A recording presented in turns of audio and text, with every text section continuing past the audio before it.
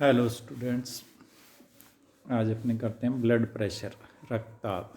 इसके नोट्स मैंने आपसे शेयर किए थे, मिल गए होंगे। रक्तदाब क्या है? रक्त द्वारा धमनियों पर एक यानी जो आर्टरीज होती है उन पर एक प्रेशर डाला जाता है, जिसे रक्तदाब कहते हैं। तो रक्तदाब के कारण आर्टरीज या धमनियाँ जो है वो फूलती हैं, और जब हार्ट के अंदर रिलैक्सेशन की क्रिया होती है तो जो धमनियों की दीवार है वो सिकुड़ कर सामान्य हो जाती है। इससे रक्तदाब कम हो जाता है। इस प्रकार हृदय के संकुचन पर यानी उसके कंट्रैक्शन पर धमनियों का फैलाव होता है, और इसके रिलैक्सेशन पर धमनियों का संकुचन अर्थात कंट्रैक्शन होता है। अर्थात धमनियों के फैलाव के समय इसमें रक्तदाब अधिक तथा कंट्रैक्शन के समय कम होता है। इस प्रकार से हृदय के संकुचन यानी कंट्रैक्शन के समय का दाब सिस्टोलिक प्रेशर कहलाता है, तथा दो धड़कनों यानी हार्ट बीट के मध्य का दाब डायस्टोलिक प्रेशर कहलाता है। मनुष्य में सिस्टोलिक प्रेशर 120 mm/Hg होता है तथा डायस्टोलिक प्रेशर 80 mm/Hg होता है। रक्तदाब को अपने नॉर्मली जो व्यक्त किया जाता है वो BP = 120/80 mm/Hg। इसका मतलब है कि सिस्टोलिक प्रेशर 120 और डायस्टोलिक प्रेशर 80। ब्लड प्रेशर को जो मापने का यंत्र होता है उसे कहते हैं sphygmomanometer. Blood pressure normally female के अंदर सेम आयु के मेल की अपेक्षा 10 से 20 mm/Hg तक कम हो सकता है। इसी प्रकार नींद की अवस्था में ब्लड प्रेशर जो है 20 से 30 mm तक गिर सकता है। हाई ब्लड प्रेशर कि नॉर्मली जब सिस्टोलिक प्रेशर 150 mm/Hg से ऊपर लगातार जब बना रहता है तो इसे हाई ब्लड प्रेशर कहते हैं। हाई ब्लड प्रेशर के कई कारण होते हैं। हाई ब्लड प्रेशर होने मुख्य रूप से जैसे जो धमनियाँ हैं उनके अंदर कैल्शियम का डिपोजिशन हो जाता है, जिससे धमनियों जो है वो उनमें थिकनिंग हो जाती है। इसे आर्ट्रियोस्क्लेरोसिस कहते हैं। नेफ्रिटिस यानी जो किडनी का डिजीज़ है उसके कारण भी BP हाई हो जाता है।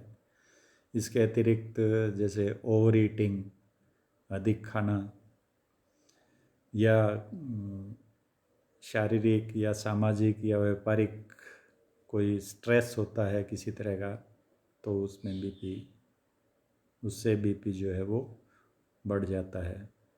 या जो स्मोकिंग अधिक करते हैं, और इसके अलावा कुछ हेरिडिटरी भी होता है। हाई ब्लड प्रेशर के कारण जनरली सिर दर्द, चक्कर आना, हृदय का तेज़ी से धड़कना, थकावट आदि ये चीज़ें जो है वो रहती है। इसको कंट्रोल करने के लिए नमक का उपयोग कम, इसी प्रकार से चाय, कॉफ़ी आदि जो होते हैं ये भी कम मात्रा में लिए जाते हैं, उससे ये कंट्रोल हो सकता है। लो ब्लड प्रेशर, जब सिस्टोलिक प्रेशर 100 से नीचे होता है तो इसे लो ब्लड प्रेशर कहते हैं। 100 से नीचे का मतलब ये है कि लगातार वो 100 से नीचे बना रहता है, तब उसको लो ब्लड प्रेशर कहा जाता है। लो ब्लड प्रेशर में जनरली थकावट, सुस्ती आदि इस तरह के लक्षण रहते हैं। तो ये इसके लिए ये होता है कि हल्का एक्सरसाइज है, चाय, कॉफ़ी या नमक इनका उपयोग अधिक करने से ये कंट्रोल हो जाता है। रक्तदाब को प्रभावित करने वाले कारक। रक्तदाब के मेंटेनेंस में अनेक कारक भाग लेते हैं, जिनमें मुख्य रूप से कुछ जो है वो ये है: कार्डियक आउटपुट, दूसरा टोटल ब्लड वॉल्यूम, तीसरा है रक्त वाहिकाओं का तंत्रिक या नियंत्रण अथवा यानी वाहिका प्रेरण,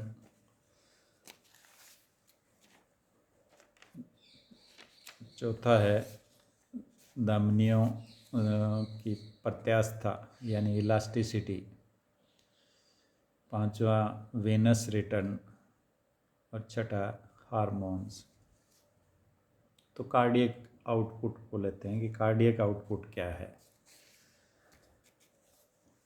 प्रत्येक जो वेंट्रिकल द्वारा प्रति मिनट पंप किए जाने वाले रक्त के वॉल्यूम को रक्त निकास या कार्डियक आउटपुट कहते हैं।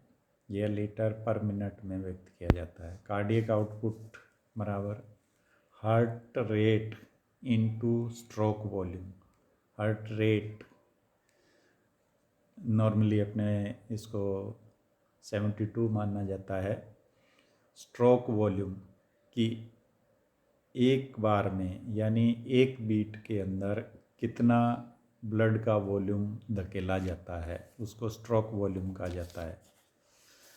तो अपने एक सिंपल सा एग्जांपल है कि प्रति मिनट प्रत्येक वेंट्रिकल 72 स्पंदन की दर से यानी 72 बीट पर मिनट की दर से प्रत्येक बीट के साथ वह 80 ml रक्त को पंप करता है।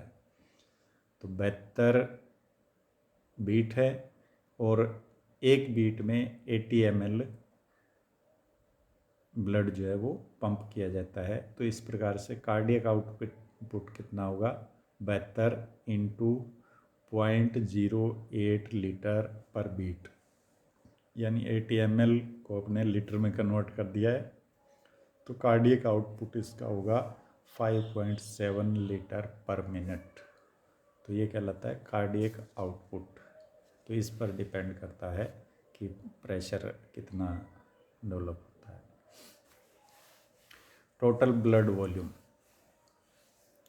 कि मनुष्य के अंदर जो ब्लड का टोटल ब्लड होता है उस पर भी डिपेंड करता है ब्लड प्रेशर।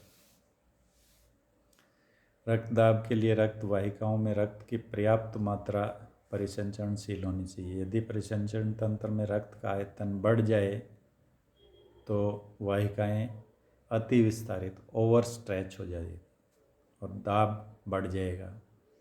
यदि वॉल्यूम में कमी आ जाए तो जो ब्लड वेसल्स हैं वो सिकुड़ जाती है, कोलैप्स हो जाती है तथा अंदर जो भरे हुए रक्त को दृढ़तापूर्वक दबाने में समर्थ नहीं होती, वह दाब में कमी आ जाती है। तो टोटल ब्लड वॉल्यूम है वो भी बीपी को प्रभावित करता है। तीसरा है रक्त वाहिकाओं का तंत्रिकीय नियंत्रण।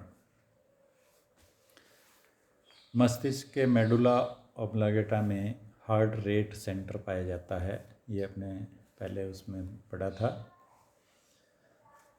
हार्ट रेट सेंटर के समीप एक वैसोमोटर सेंटर पाया जाता है। वैसोमोटर सेंटर जो होता है उससे मोटर नर्व आवेगों को धमनियों की भित्तियों में ले जाती है। यह मोटर नर्व जो है दो प्रकार की होती है। वैसो कंस्ट्रिक्शन जो कि वाहिका को कंस्ट्रिक्ट करती है, संकीर्ण करती है, सिकुड़ती है, तथा वाहिका विस्फारक यानी वैसो डायलेटर जो कि वेसल्स को फैलाती है, विस्फारित करती है। वाहिनी संकीर्ण तब होता है जब संकीर्ण आवेग कंस्ट्रिक्शन इम्पल्स जो है वो अधिक तथा विस्फारक यानी डायलेटर इम्पल्स कम प्राप्त होते हैं। इसके विपरीत जब विस्फारक आवेग अधिक तथा संकीर्ण आवेग कम होता है तो वाहिनी विस्फारण होता है। वाहिनी संकीर्ण रक्त दाब में वृद्धि करता है तथा वाहिनी विस्फारण इसमें कमी लाता है। चौथा है इलास्टिसिटी ऑफ आर्टेरियल वॉल्स, यानी धमनियों की भित्तियों की प्रत्यास्था। इलास्टिसिटी उसका जो तनाव होता है उनमें लचीलापन जो होता है। धमनी भित्तियों में जो इलास्टिक टिश्यू की पर्याप्त मात्रा पाई जाती है, जैसे ही वेंट्रिकल रक्त को महाधमनी में धकेलता है यह फैल जाती है, विस्तरित हो जाती है। इसके शीघ्र पश्चात महाधमनी रिट्रीट यानी वापस अपनी नॉर्मल स्थिति में आकर के रक्त को आगे की ओर धकेलना प्रारंभ कर देती है। इस प्रकार विस्तरण संपूर्ण धमनी तंत्र में होता है, यानी सारी जो धमनियाँ हैं वो इसी प्रकार से फैलती है, फिर वो अपनी नॉर्मल स्थिति में आती है, तब वो ब्लड जो है वो आगे की ओर धकेला जाता है। तो इस तरह से ये बीपी को प्रभावित करते हैं। वीनस रिटर्न कि जो ब्लड हृदय के अंदर आता है, हार्ट के अंदर ब्लड कहाँ से आता है कि डिफरेंट बॉडी पार्ट्स से अलग अलग वीन्स जो है वो इकट्ठी होकर के ब्लड को हार्ट तक ले जाती है। महाशिराओं से होकर हृदय में प्रतिगमित होने वाले रक्त की मात्रा हृदय निकास कार्डियक आउटपुट में एक महत्वपूर्ण भूमिका निभाती है। हृदय में शिरीय प्रतिगमन यानी वीनस रिटर्न जो है की सहायता से कुछ अन्य कारक जैसे शरीर की स्थिति, पेशी संकुचन, श्वसनीय संचालनों का प्रभाव आदि भी संबंध होता है। यानी वीनस रिटर्न का मतलब ये है कि ब्लड जो है वो कितनी मात्रा के अंदर हार्ट तक पहुंच रहा है, उसी हिसाब से हार्ट उसको पंप करता है। हार्ट की मात्रा अधिक होएगी तो पंपिंग अधिक हो जाती है। तो इस तरह से जो है वीनस रिटर्न जो है वो बीपी को प्रभावित करता है। नेक्स्ट है हार्मोनल कंट्रोल कि कुछ हार्मोन हैं वो भी बीपी को कंट्रोल करते हैं।